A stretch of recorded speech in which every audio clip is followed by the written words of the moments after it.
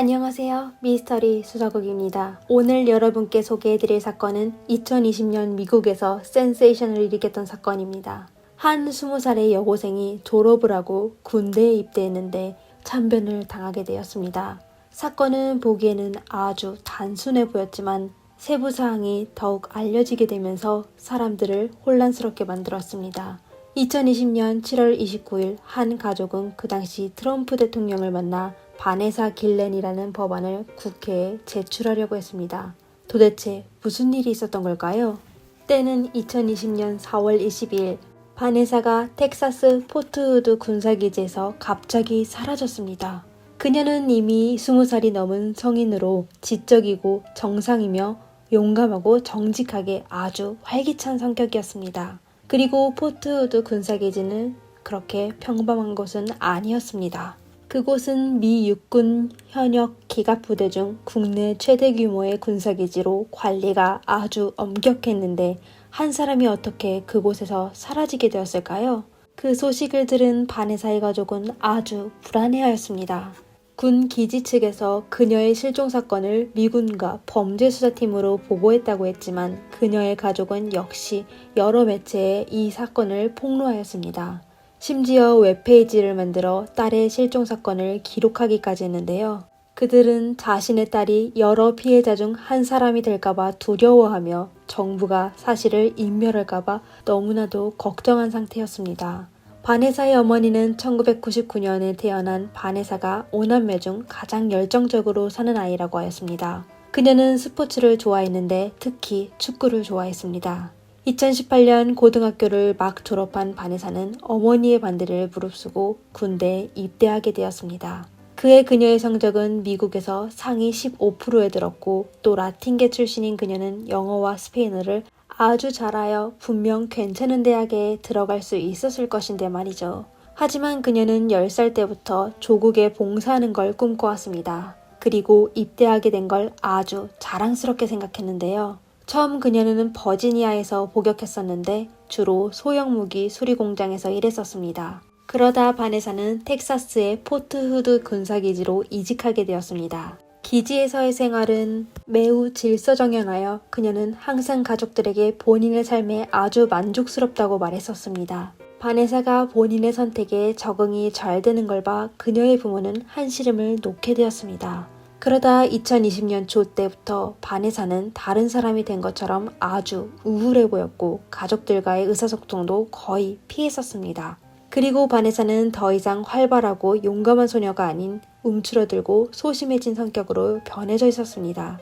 그녀의 어머니는 딸에게 도대체 무슨 일이 있었는지 물어봤지만 그녀는 그냥 수면부족이라고 하였는데요. 그러다 2020년 3월에 바네사는 끝내 견디지 못하여 어머니에게 본인이 확실히 힘든 일이 있다며 한 상사가 그녀를 괴롭히고 있다고 하였습니다. 하지만 바네사는 어머니와 가족들이 걱정할까봐 이미 해결책을 생각해놨다고 하였습니다. 그녀의 어머니가 그 사람의 이름을 물었을 때 바네사는 대답하지 않았습니다.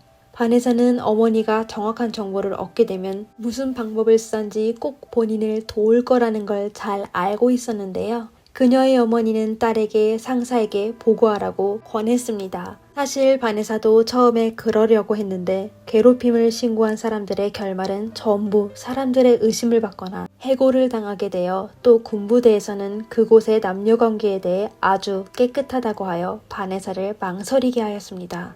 이렇게 그녀는 어머니에게 본인이 모든 일을 잘 처리하겠다고 장담하였습니다.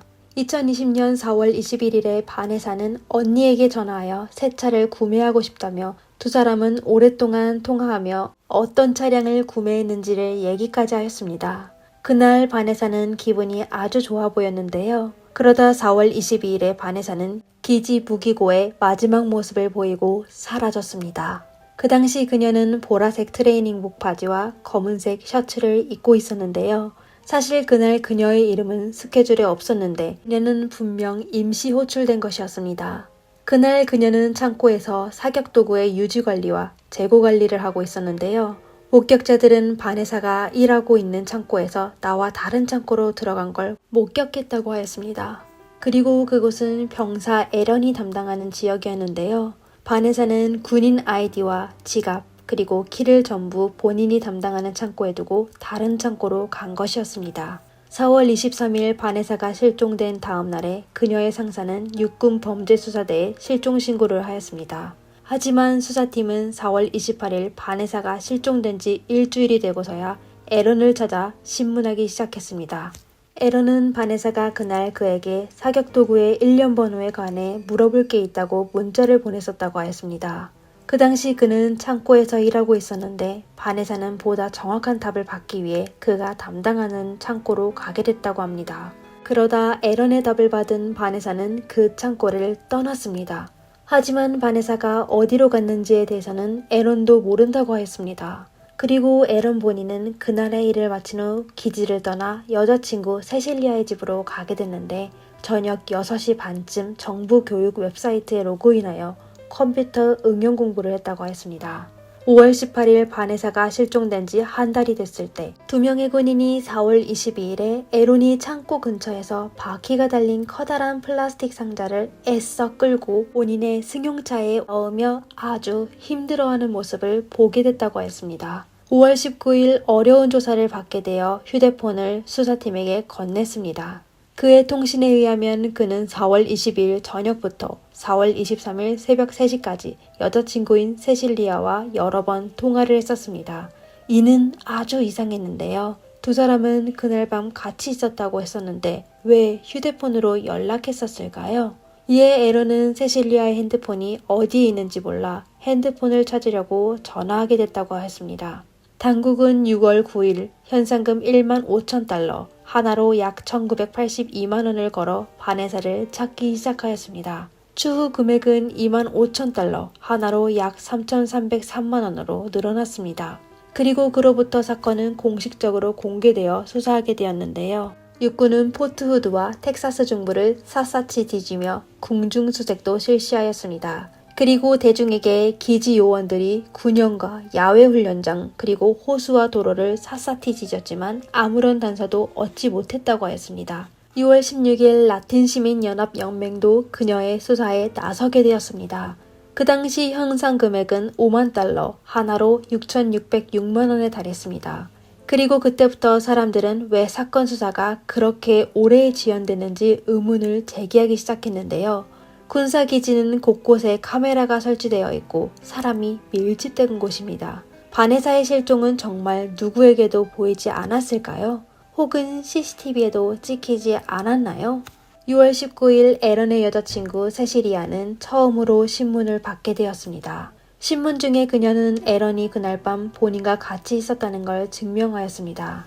이에 수사관이 에런의 증언에 모순이 되는 점을 언급하였는데요. 정말 휴대폰을 찾는 거라면 벨소리가 몇 번 울리게 되면 바로 찾을 수 있고 또 굳이 전화를 받지 않아도 되는데 그날 밤 세실리아의 휴대전화에는 10분이 넘는 통화 기록이 있었습니다. 이에 대해 수사관이 그녀에게 설명하라고 하자 세실리아는 긴장해하며 그날 밤 두 사람은 벨튼으로 별 보러 갔었다고, 두 사람이 스트레스를 받게 되면 종종 가까이 있어도 전화하곤 했다고 하였습니다. 6월 21일 경찰은 두 사람의 핸드폰을 위치 추적을 통하여 4월 23일 새벽 2시 반쯤에 두 사람이 레옹강 인근에서 2시간 정도 머물다가 떠난 걸 알게 되었습니다. 이렇게 경찰은 레옹강으로 가게 되었는데요. 레옹강 근처에는 그들은 아주 강한 악취를 맡게 되었으며 불에 탄 플라스틱 용기를 발견하게 되었습니다. 그리고 바닥에도 불에 탄 흔적이 있었지만 그 외에는 아무런 단서가 발견되지 않았습니다. 6월 30일 레옹강 근처에서 일하는 한 일군이 숨진 지 오래된 사람을 발견하게 되었습니다. 군 대표와 경찰 그리고 FBI가 전부 현장에 도착했는데 피해자가 바네사인 것 같았습니다. 그녀의 몸에는 진흙과 석회가 섞여 있었는데요. 경찰은 현장에서 발견된 모든 증거물을 실험실로 보내 검사하게 하였습니다. 당일 저녁 8시 30분 여러 면의 압력에 의해 여자친구 세실리아는 마침내 무너지게 되었습니다. 그녀는 에런이 실수로 큰일을 저질렀다며 그날 밤 에런은 세실리아에게 전화하여 상자를 처리하는데 도와달라고 하였습니다. 그리고 상자 안에 있는 사람은 이미 숨진 바네사였습니다. 그들은 사실을 은폐하기 위해 바닥에 구멍 3군데를 파고 불태운 후 묻으려고 하였습니다. 그러다 불이 점점 커지게 되자 두 사람은 범행이 들킬까봐 겁이 나 태우다만 바네사를 구덩이에 묻어버렸습니다. 추후 그들은 또 범행을 숨기기 위해 콘크리트를 구입하기까지 하였습니다. 4월 26일 두 사람은 다시 그곳으로 돌아가 불태운 재를 묻은 뒤 콘크리트로 채워버렸습니다. 이 시점에서 여러분은 아마 세실리아가 왜 남자친구를 도와 그런 짓을 했는지에 대해 의아해하실 것입니다. 그녀는 분명 남자친구를 거부하여 사건에 참여하지 않거나 경찰에 신고할 수 있었습니다. 이 사건은 사실 그녀와 전혀 관련이 없어 그녀는 회피할 수 있었습니다. 그녀와 에런은 단지 2달 동안만 사귄 사이인데 이는 아주 이상하였습니다. 그리고 세실리아는 1년의 잔인한 짓을 마친 후 인스타에 자신의 생활사진을 여러 번 게시하였습니다. 그녀는 사진의 아래의 글에 당시 본인의 속마음을 적었었는데 세실리아는 바네사를 알고 있고 그녀가 순진한 척하고 있다고 생각하며 아주 싫어하는 것 같았습니다. 그렇다면 두 여자는 어떻게 서로를 알게 되었을까요? 두 사람이 도대체 어떤 원한이 있길래 그녀가 에런을 돕기로 결정했을까요? 이 모든 건 미스터리로 남게 되었습니다. 한편 에런은 유력한 용의자로 자신의 침실에 갇혀 기지 밖으로 나갈 수 없게 되었습니다. 그때 그는 여자친구가 이미 사실을 고백했다는 것을 전혀 모르고 있었습니다. 그리고 세실리아는 경찰이 미리 준비한 말로 그들을 돕기로 하였습니다. 전화통화에서 에런은 자신의 범행을 부인하지 않았으며 범행 도구가 둔기였다는 사실도 인정하였습니다.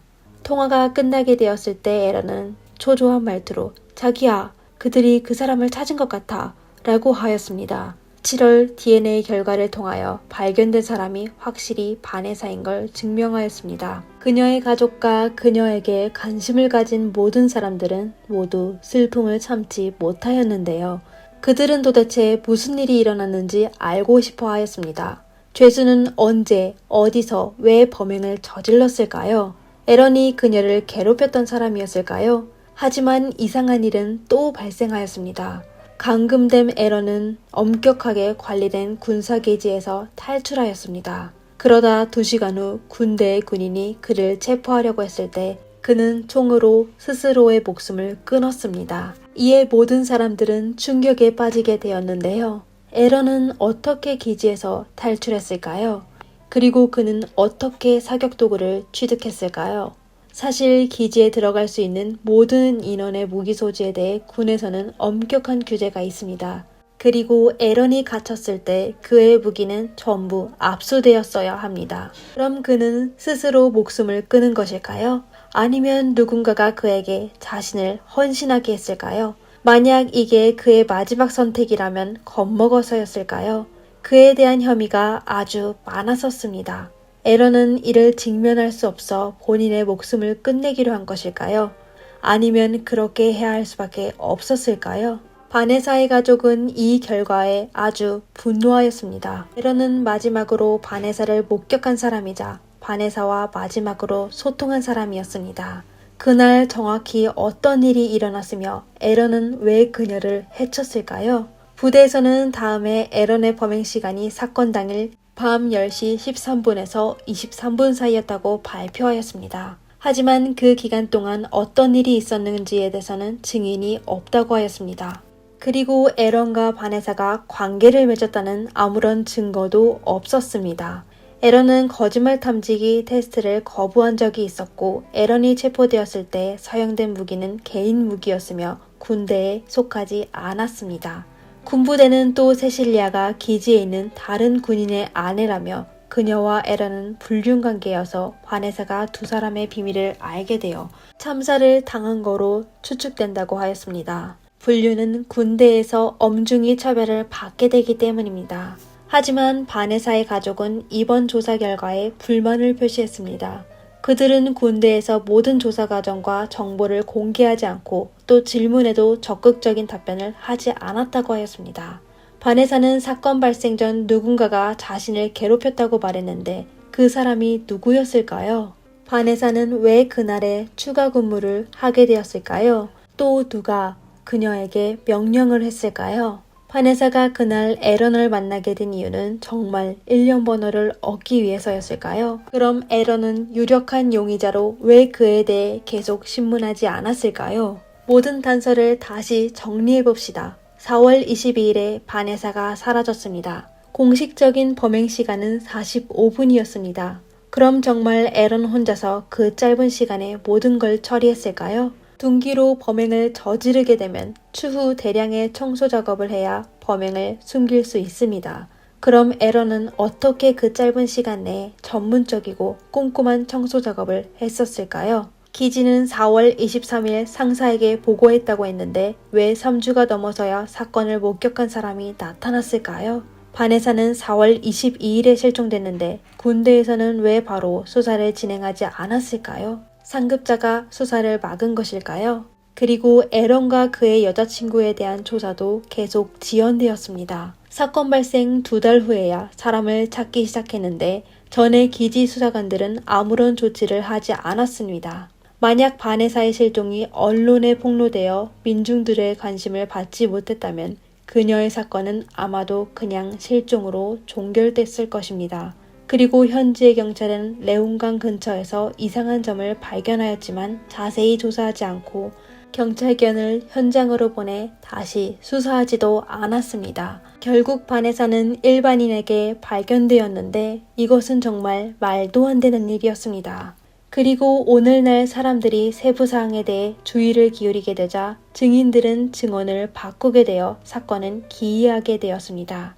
바네사의 실종 사건이 대중의 관심을 끌게 되자 많은 여군이 나서게 되었는데요.